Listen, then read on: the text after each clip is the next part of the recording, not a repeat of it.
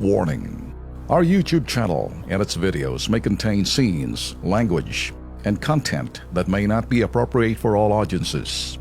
These videos include surveillance footage, undercover pursuit of suspects, actual police and rescue operations, and fearless confrontations. If you do not approve of the content, please do not watch our videos. If you wish to continue, we strongly advise that you proceed with caution. Viewers' discretion is advised.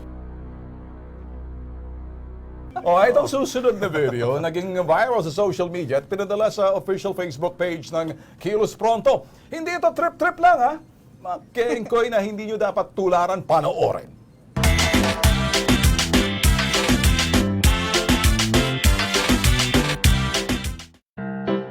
Sa panahong tag-ulan, dapat kalmado at lamig ulo. Pero etong dalawang kengkoy at kolokoy, ang init ng kanilang ulo, idinaan sa isang boxing sa kasagsagan ng bagyo. Matapos magkagit-gitan sa kahabaan ng Eastwood Avenue sa Pasig City, ang magkatunggali mula sa Blue Corner, isang siklista. Sa Red Corner, isang taxi driver.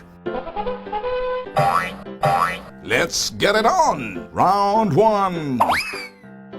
Sa malapaknan na mga sapak at mala Bruce Lee na panunuhod ng lalaking nakasuot, knockdown ng lalaking nakasuot na pulang damit. Round 2. Nang makatayong lalaking nakapula, mo'y piningot niya ang kaway. Ang kanilang sapakan na uwi sa hilaan, yakapan at hubaran.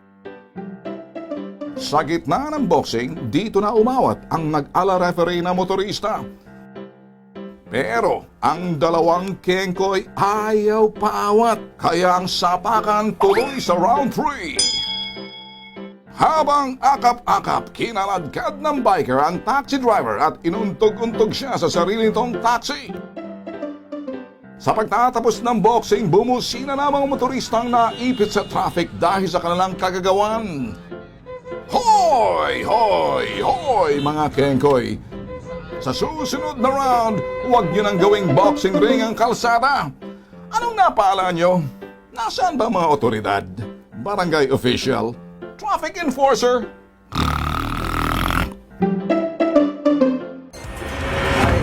Ay nako, Lex, marami talaga mga kengkoy, kolokoy sa mga lansangan. In fact, KKK, alam mo yan? Ano yun? Kengkoy kumag kolokoy. Pero mo, sa ginawa nila doon, nagka-traffic. Yeah. Tapos wala kang traffic enforcer dahil umuulan, nagtago. Hindi nanood na lang yung mga motorista. Diba? Wag na hunin yung Entertainment daw yun. Wag tularan. Huwag tularan.